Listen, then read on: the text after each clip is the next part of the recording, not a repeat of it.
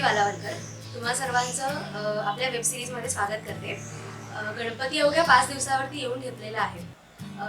गेले बरेच वर्ष आपण पर्यावरणपूरक गणपती कशा प्रकारे साजरा करू शकतो याविषयी आपण पर्यावरण दक्षता मंडळातर्फे सतत ऐकत आलात आहातच. पण आज आपण पर्यावरण दक्षता मंडळाचे अध्यक्ष श्री विद्याधर वालावलकर यांच्याकडून जाणून घेणार आहोत की पर्यावरणपूरक गणपती कसा साजरा करावा. पर्यावरण दक्षता मंडळ गेली अनेक वर्षे पालवी या प्रकल्पाअंतर्गत गणेशोत्सव पर्यावरणपूरक करण्यासाठी प्रयत्न करत आहे. तर याची सुरुवात कशी झाली आणि यामागील संकल्पना काय होती? म्हणजे याच्यातलं खरं तर असं हवं आहे की सण आहेत ना, सण ते पर्यावरणपूरक करायचा अट्टहास करायचा का, म्हणजे सण पण साजरे करायचे आणि ते पर्यावरणपूरक पण करायचे. तर ते इसेन्शियल आहे, कारण सण आहेत ना, त्या सणामध्ये सर्व समाज आहे तो सहजपणे सहभागी होतो आणि हा सहभागी झालेल्या समाजाला ज्यावेळेला त्या सणाच्या सादरीकरणामध्ये झालेला योग्य प्रकारचा पर्यावरणीय बदल जर समजला तर ते त्या सणाला जेवढे जोडले जातात ना तेवढेच पर्यावरणाच्या कॉजला जोडले जातात. आणि म्हणून हे इम्पॉर्टंट आहे. म्हणून सगळ्या सणांचं पर्यावरणीकरण म्हणजे पर्यावरणाच्या दृष्टिकोनातनं सादरीकरण अशा स्वरूपाचं जर थिंकिंग आपण केलं तर सणांचा उपयोग आपल्याला पर्यावरणासाठी जनजागृती करायला मिळेल. आणि खरं म्हणजे टिळकांचा उद्देश तोच होता ना, समाज जागृती, निद्रिस्त झालेल्या समाजाला ब्रिटिश सत्तेच्या विरुद्ध उठण्यासाठी प्रवृत्त करणं. आता ब्रिटिश सत्ता नाही आहे, माणसामधल्या दुष्प्रवृत्ती आहे, निसर्गाच्या विरुद्ध वागण्याची पद्धत आहे, या सगळ्या समाजातल्या ज्या दुष्प्रवृत्ती आहेत त्यांच्या विरुद्ध संघटित करण्याचा प्रयत्न, आणि तो याच्या माध्यमातून करायचा, सणाच्या माध्यमातून.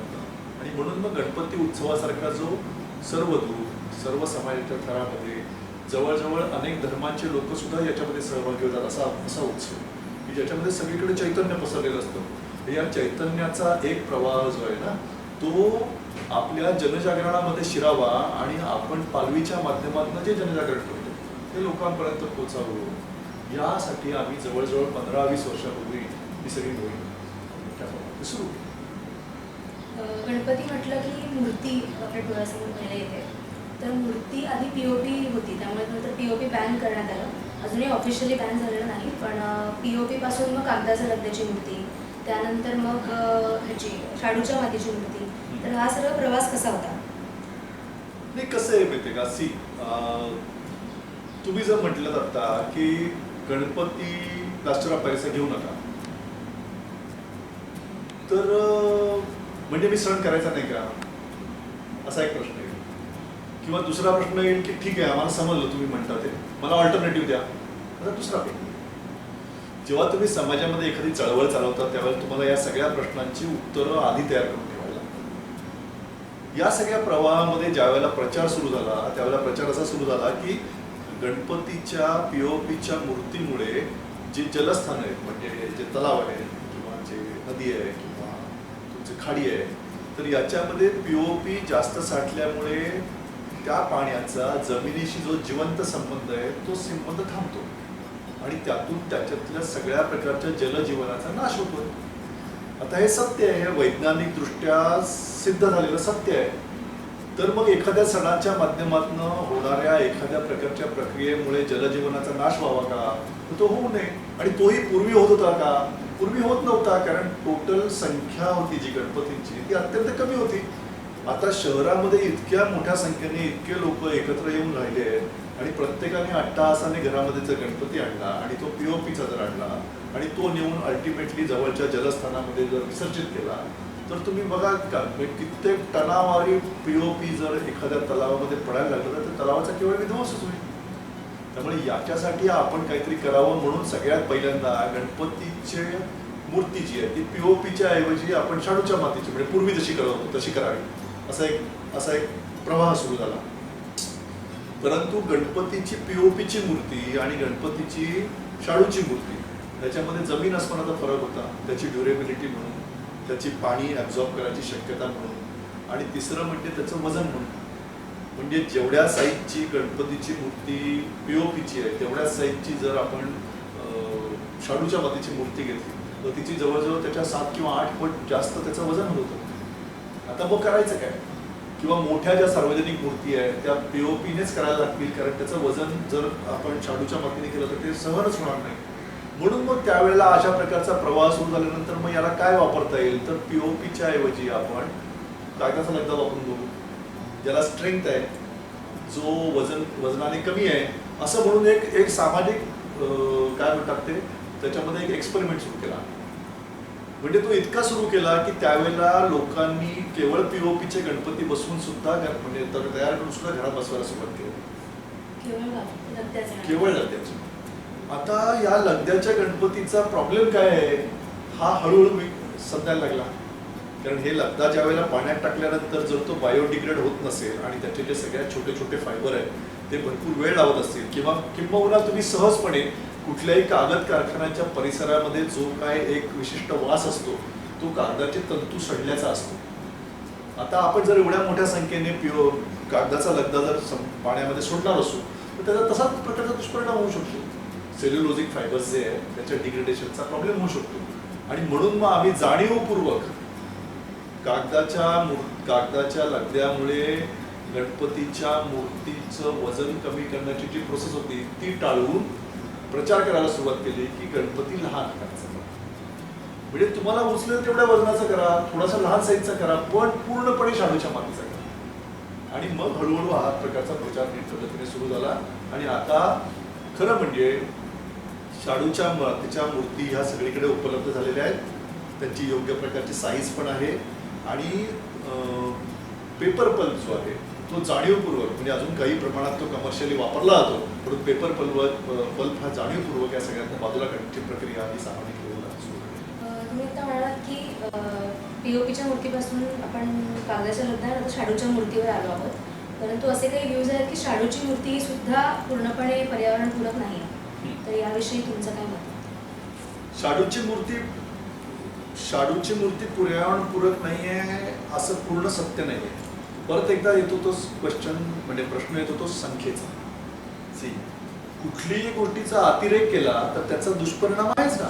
पोल्युशन म्हणजे काय, एखादी गोष्ट प्रमाणाच्या बाहेर एखाद्या ठिकाणी सापडणं त्यालाही पोल्युशनच म्हणतात ना.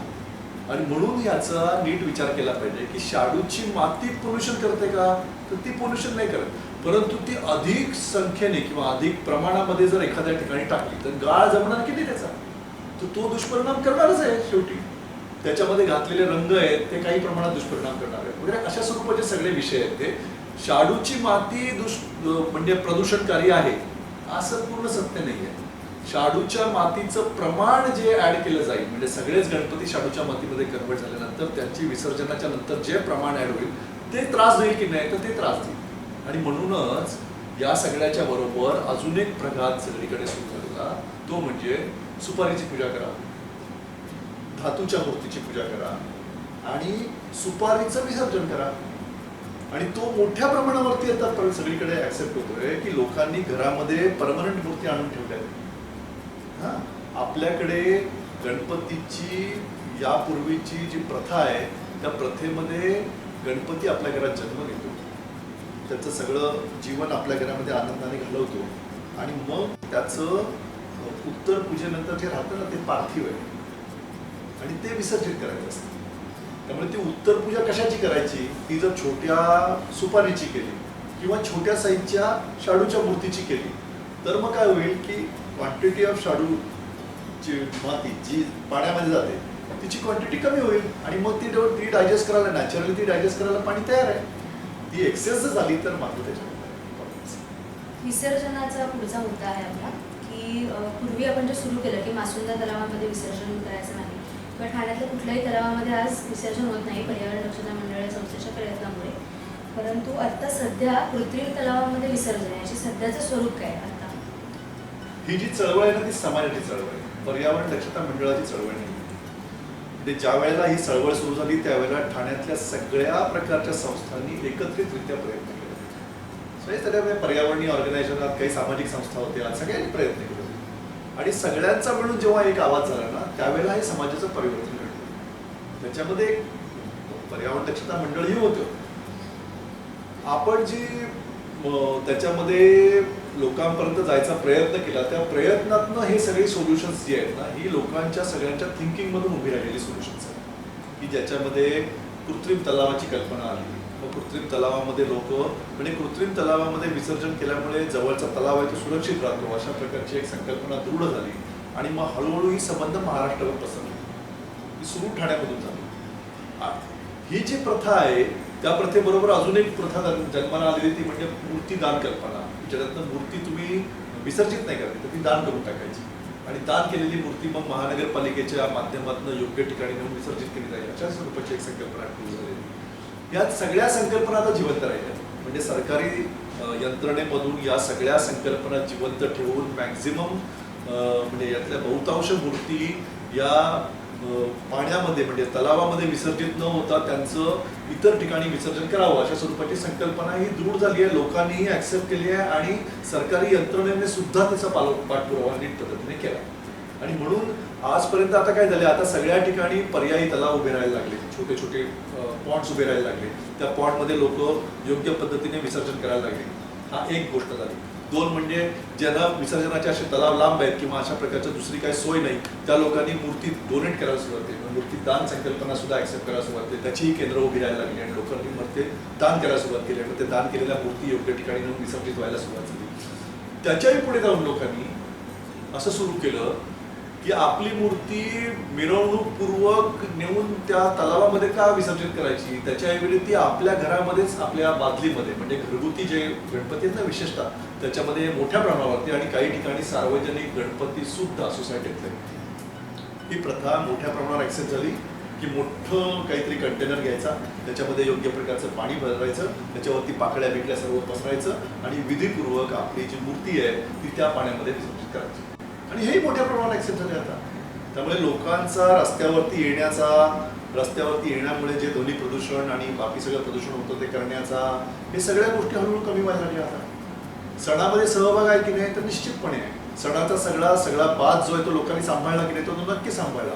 गणपती बाप्पा मोरया म्हणून अगदी घसादुखीपर्यंत ओरडले की नाही तर नक्की ओरडले.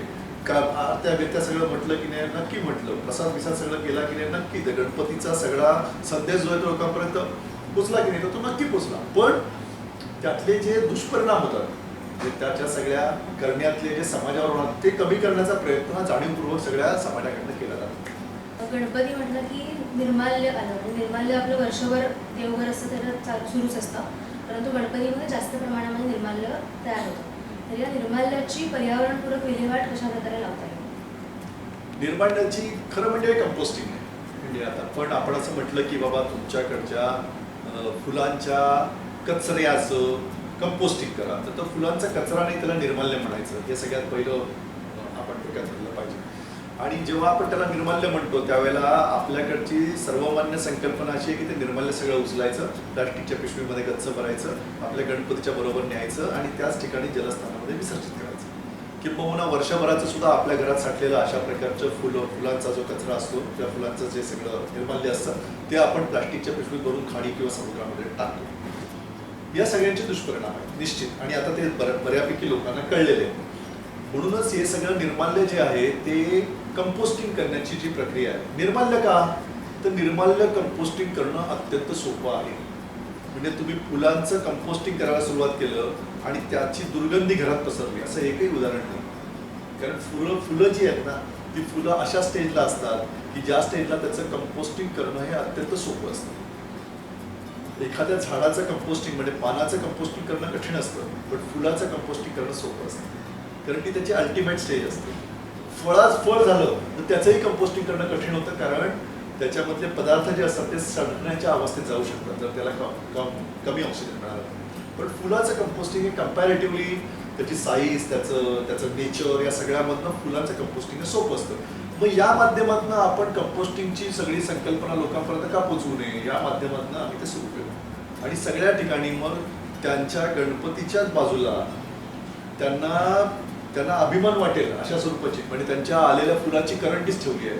त्या करंडीमध्ये थोडंसं कल्चर टाकलं आहे आणि ही सगळी फुलं टाकायला सुरुवात केली आहे आणि त्याच्यातनं त्याचं कंपोस्ट व्हायला सुरुवात झाली आहे.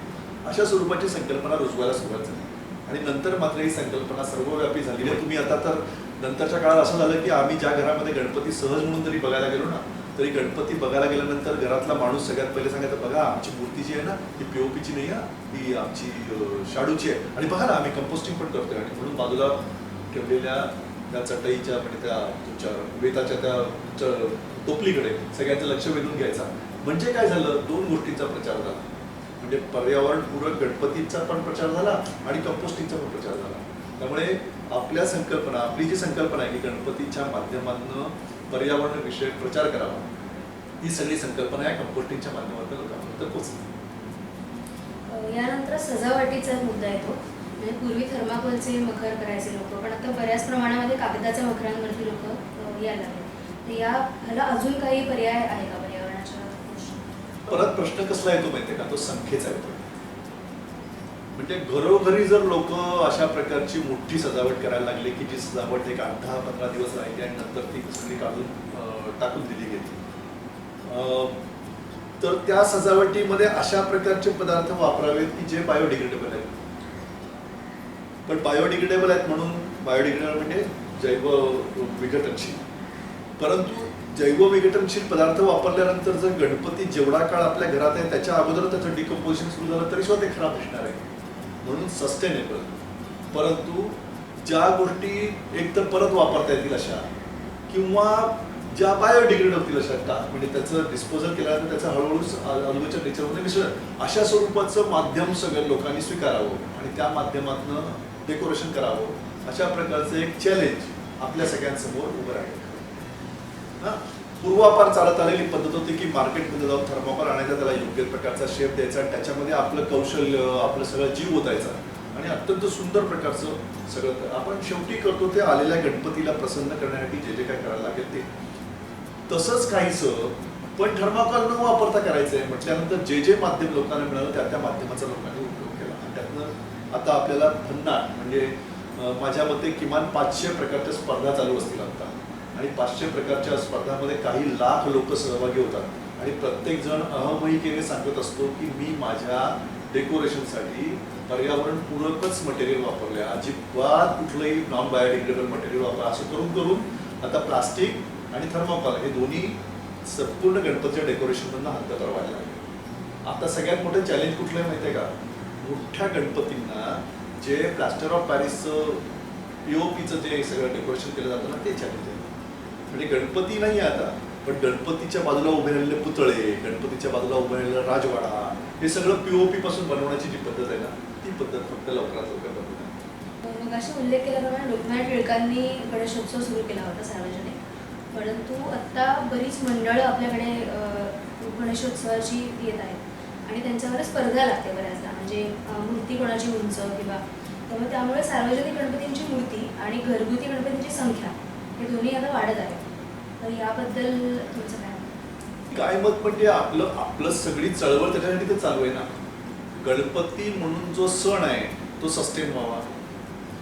गणपती म्हणून ज्या अर्थाने तो सुरू झालाय की गणपती उत्सव आहे, की जगातल्या सगळ्या वाईट गोष्टींचं निर्दालन करून चांगल्या गोष्टींचं परत एकदा पुनर्स्थापन करण्यासाठी गणपती बाप्पा.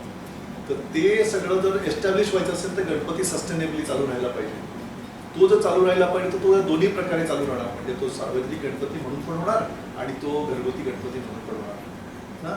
सार्वजनिक गणपतीमध्ये राहिलेली जी स्पर्धा आहे उंचीची, ही केवळ त्यांच्यामधल्या व्यापारी तत्वांची आपापसात चाललेली स्पर्धा आहे.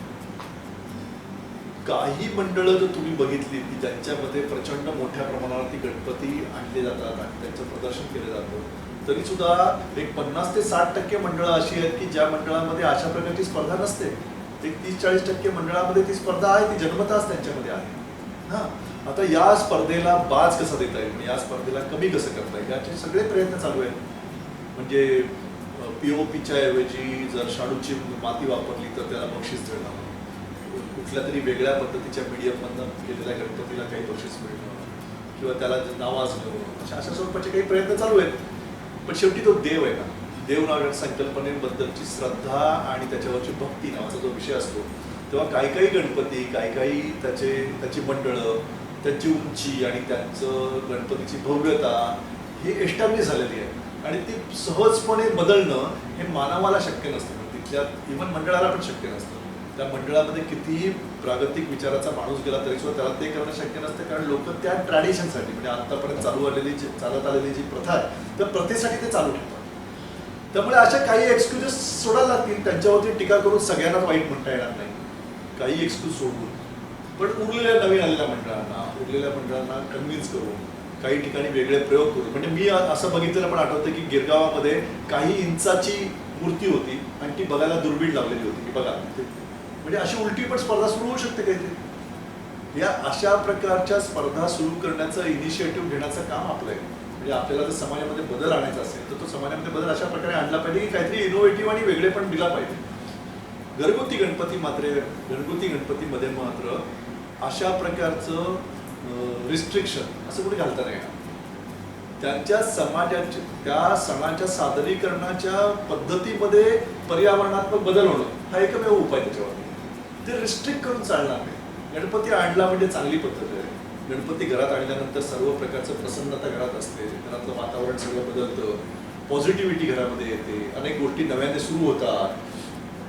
कुठल्याही समाजामध्ये अशा प्रकारचं इन्स्पिरेशन देव तर देव म्हणून पण आवश्यकच आहे ना. ते बंद करायची काही आवश्यकता नाही आहे. नंबर ऑफ गणपती रिस्ट्रिक्ट करा म्हणजे इतकेच गणपती असं काही म्हणायची आवश्यकता नाही आहे. लोकांनी फ्रीली त्यांचं सगळ्याचा धर्म आणि या सगळ्याचं हे करू दे. समाजाला त्याचा त्रास होणार नाही अशा प्रकारे त्या सगळ्या सणाची रचना करणं ही त्यातली आवश्यकता आहे. हे जर आपण इन्सिस्ट करायला सुरुवात केली तर नवीन पिढी जी येते ना, आता नवीन पिढी हे सगळं तयार करायला म्हणजे याच्यामधला आनंद पण घ्यायला तयार आहे आणि याच्यातल्या सामाजिक रिस्ट्रिक्शन जे आहेत त्या पण पाळायला तयार आहे. आणि त्यामुळे नव्या पिढीकडे मोठ्या आशेने बघून हा गणपती उत्सव आनंददायी आहे अशा स्वरूपात जर आपण त्याला सुपूर्द करू शकलो ना तर तो सस्टेन होईल. जर तो पेनफुल आहे समाजाला असा जर सस्टेन आपण त्याला दिला तर तो सस्टेन होणार नाही. आणि म्हणून त्याला आनंददायी करण्याचं सुद्धा काम हे समाज म्हणून आपल्याकडे आहे. कारण गणपती उत्सव जर चालू राहिला तर आपण अशा प्रकारचं टूल वापरून लोकांमध्ये काही परिवर्तनाची लाट पोचवू शकतो ना त्यानिमित्ताने. आणि म्हणून हा गणपती उत्सव हा दोन्ही पद्धतीने चालू व्हायला पाहिजे. मोठे गणपती म्हणून काही काळ अजून चालू राहतील. माझ्या मते आता काही प्रमाणात ती स्पर्धा कमी पण व्हायला लागली. यावर्षी तर करोनाने अत्यंत वेगळ्या पद्धतीचं रूप घेतल्यामुळे सगळ्यांनी त्या रिस्ट्रिक्शन ऍक्सेप्ट केल्यात आणि बहुतांश ठिकाणी मोठे गणपती नाहीच आहेत यावर्षी. मला असं वाटतं की कदाचित ते गाईडलाईन म्हणूनच ही आलेली आहे की समाजाने जे फॉलो करायचं ठरवलं ते कदाचित देवाने त्याच्या एका व्यवस्थेमधनं लोकांकडनं करून घेतलं असं म्हणून यावर्षी काही बदल त्याच्यामध्ये आलाय. किंबहुना एकही मोठा मंडप न बांधता पुण्यातील सगळे गणपती देवळामध्ये बसणार आहेत. केवढा परिवर्तन आहे ना. अशा स्वरूपाचं काही परिवर्तन जर त्या निमित्ताने येत असेल तर ते परिवर्तन सस्टेन करणं आपल्यासारख्यांची जबाबदारी आहे. ते करायचा प्रयत्न करू. एखादी गोष्ट आपल्याला लोकांपर्यंत मोठ्या प्रमाणात पोहोचवायची असेल तर आपण एखाद्या गोष्टीसाठी ब्रँड अँबॅसेडर नेमतो. तर एक अतिशय छान संकल्पना आहे की गणपती हा पर्यावरणाचा ब्रँड अँबॅसेडर आहे. तर तो का म्हणजे तो पर्यावरणाचा ब्रँड अँबॅसेडर का असू शकतो? एखाद्या गोष्टीचा ब्रँड अँबॅसेडर आपण होऊ शकतो का? तर आपण होऊ शकत नाही कारण आपण लोकांना माहितीच नाही. अमिताभ बच्चन होऊ शकतो कारण अमिताभ बच्चन लोकांना माहिती आहे. तसं गणपती लोकांना माहिती आहे. गणपती कॅरेक्टर म्हणून, गणपतीचं सगळं लिव्हिंग म्हणून आणि गणपतीचा अवतार म्हणून हे सगळं लोकांना माहिती आहे. गणपती वल्नरेबल आहे का? म्हणजे गणपती नावाची जी संकल्पना आहे ती भविष्यामध्ये जाऊन कधीतरी अपर्यावरणीय गोष्टी करेल का? तो नाही करणार आहे. कारण तो मनुष्य म्हणून अस्तित्वात नाही. ती एक संकल्पना आहे आपली देवाची आणि आपण त्याची जेव्हा त्याचं प्रतिरूप म्हणजे जे काय थिंकिंग करू ते पॉझिटिव्हच करू. गणपतीच्या नावावरती आत्ता ज्या अपर्यावरणीय गोष्टी होत आहेत त्या गणपती करत नाहीये, ते त्याच्या भोवती जमलेले लोक करतात. आणि म्हणून गणपतीला समोर धरू आणि गणपतीला ब्रँड अँबॅसेडर म्हणून आम्ही लोकांपर्यंत यायला सुरुवात केली. बघा तुम्ही का मी जर एखाद्या घरामध्ये परिवर्तन केलं छोटं मोठं की त्यांनी कंपोस्टिंग केलं आहे किंवा त्यांनी मूर्ती चेंज केली आहे किंवा त्यांनी डेकोरेशन आहे ते थर्माकोलच्या ऐवजी कागदाचं केलं आहे, तर त्यांच्या घरातला माणूस आलेल्या प्रत्येक माणसाला त्याची कॉलर टाईट करून या सगळ्या गोष्टी सांगत असतो ना, त्यावेळेला तो पर्यावरणाचा प्रचार करत असतो. आणि त्याचं कारण तो माणूस नाही आहे, त्याचं कारण मी पण नाही आहे, त्याचं कारण पर्यावरण पण नाही आहे, निसर्ग पण नाही आहे, त्याचं कारण गणपती आहे. आणि म्हणून या सगळ्या मोहिमेचा ब्रँड अँबॅसेडर जो आहे तो गणपती आहे. गणपती पायी ते लोक असं दुसरा कुठलाच सण नाही आहे की ज्याच्यापायी एवढी मोठी लोक इतक्या शांतपणे एकत्र येऊन हे सगळं नीट पद्धतीने ऐकून घेतात, समजून घेतात आणि ते फॉलो करायचा प्रयत्न करतात. आणि म्हणून हे अशा प्रकारचं काहीतरी व्हावं म्हणून गणपतीला आम्ही ब्रँड अँबॅसेडर ठरवलं. आणि गणपतीच्या माध्यमातून म्हणजे तुम्ही बघा की आम्ही लोकांना शाडूच्या मातीच्या मूर्ती बनवायला शिकवतो. हां, तर त्या काही वेळेला आम्ही मोल्ड बनवून काढल्या त्या एकदम सुबक होत्या. हां, पण काही वेळेला जेव्हा लहान मुलं वगैरे आमच्याबरोबर होती त्यावेळेला ती मूर्ती त्या मुलांच्या संकल्पनेतला हात, त्या मुलांच्या संकल्पनेतल्या मांड्या, त्या मुलांच्या संकल्पनेतलं पोट, डोकं, सोंड असं सगळं झाल्यानंतर जे काय रूप झालेलं ना, त्या रूपाबद्दल सुद्धा त्या मुलाला अट्रॅक्शन का होतं? कारण तो ब्रँड अँबॅसेडर आहे, कारण तो एक कॅरेक्टर आहे आणि म्हणून त्या ब्रँड अँबॅसेडरला डोक्यात धरून, म्हणजे तो ओबडधोबड झाला गणपती कदाचित डिझाईनच्या भाषेमध्ये, तो ओबडधोबड झाला तरी सुद्धा लोकांनी तो घरी नेला आणि घरातल्या आबालवृद्धांनी घरातल्या आलेल्या सुबक मूर्तीच्या बरोबर तोही गणपती ठेवला आणि तितक्याच आस्थेने त्याची पूजा केली. हा जो भाव आहे ना, तो भाव आपल्या पर्यावरण शिक्षणामध्ये घेऊन आपल्या माध्यमातून पर्यावरणाचा मेसेज जर त्यांच्याकडे पोहोचवायचा असेल तर गणपतीला ब्रँड अँबॅसेडर व्हायलाच पाहिजे. आम्ही काही त्याला त्याच्याशी कॉन्ट्रॅक्ट नाही केलेलं, आम्ही त्यांना पैसे काही दिलेले नाहीत, तरी सुद्धा गणपती आमचा ब्रँड अँबॅसेडर आहे. या सगळ्या मोहिमेला गणपतीचं पाठबळ आहे आणि म्हणूनच गणपती बाप्पा मोरया म्हणूनच ही मोहीम चालते. धन्यवाद वालावलकर सर. तुम्ही आम्हाला एवढी सुंदर माहिती दिल्याबद्दल तुमचे मनःपूर्वक आभार. आत्ताच आपण जाणून घेतलं पर्यावरणपूरक गणपती, त्यांचं पर्यावरणपूरक सजावट आणि त्यांचं विसर्जन कुठल्या प्रकारे आपण करू शकतो. तर याविषयी आपण आत्ता माहिती करून घेतलेली आहे आणि नक्कीच मला अशी आशा आहे की तुम्ही हा जो येणारा गणेशोत्सव आहे तो नक्की उत्साहात आणि पर्यावरणपूरक रीतीने साजरा कराल. सर्वांना माझ्यातर्फे गणेशोत्सवाच्या भरपूर शुभेच्छा. धन्यवाद मंडळी. गणपती बाप्पा मोरया.